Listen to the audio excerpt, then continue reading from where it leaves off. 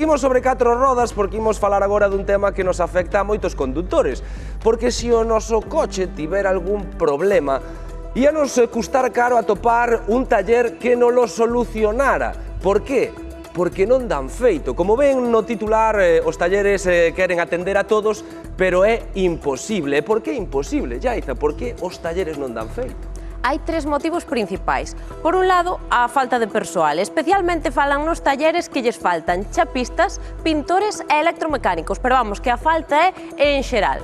Por outro lado, temos tamén que mirar para nós mesmos, para os condutores, porque ás veces pois non lles damos moi ben o mantemento requerido aos coches e iso implica que visitamos máis o taller. E por último, o tema do stock das pezas, é dicir, antes da crise económica había moitas máis, pero agora pois cada vez costa máis atopar según que pezas. Oiche, Xaiza, nos tempos que corren, que anda cara a vida, os galegos cada cantos anos oemos pois cambiar o noso coche.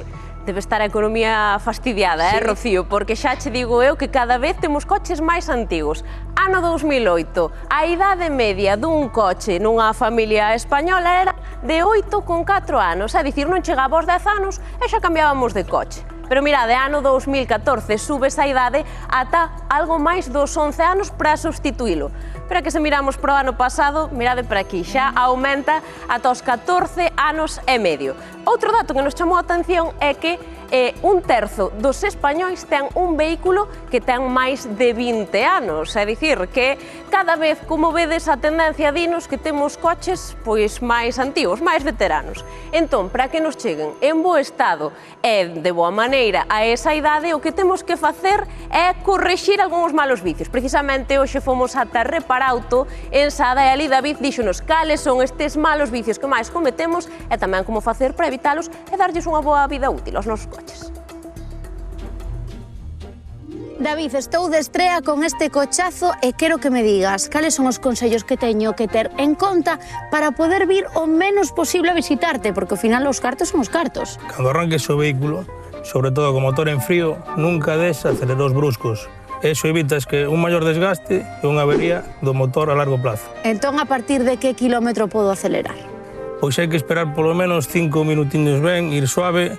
Entón, hai que sair con tempo a traballar. Imos probar, imos facer a proba. Entón, que pasa se arrancamos e soa así o coche? Mal. Vasme beber a visitar moito e o peto vai non notar. De canto falamos? Bueno, o motor deste coche a mellor ronda 15.000 euros, tranquilamente. Pois hai que cambiar de coche. Erea, moi mal. Así nunca se debe aparcar, E agora que fixen mal? Sempre hai que aparcar cas rodas rectas, porque desta maneira os fuelles e o paliere sufren. Entón sempre teño que deixar o coche coa roda recta? Coa roda recta, sempre. Moi ben, non sabía esa, pero apunto. David, agora fixen perfecto, non me digas, non me podes botar a bronca por nada máis. Pois non, Erea, fixeches mal outra vez. Solamente arranquei. Sí, pero moi mal, moi mal. Arrancaches o vehículo co aire acondicionado posto. Cando estaciones, apagas o aire acondicionado. Vale. E despois colles o coche, o arrancas, circulas un pouquiño e xa activas o aire acondicionado e así xa non vas ter calor ningún. A largo plazo, maior desgaste e a largo plazo, máis visitas aquí ao teu taller. Aquí estou esperando. E apagar. O sistema de start-stop está moi ben, pero se o sabemos utilizar. A veces abusamos del e a consecuencia é maior desgaste da batería, maior desgaste do motor de arranque. Entón, David, cando estemos en caravana, este botonciño apagado, desactivalo. ¿Verdad? Apuntamos con sello. E agora que xa teño todos os detalles anotados, podo marchar daqui, non vernos ata dentro dun ano.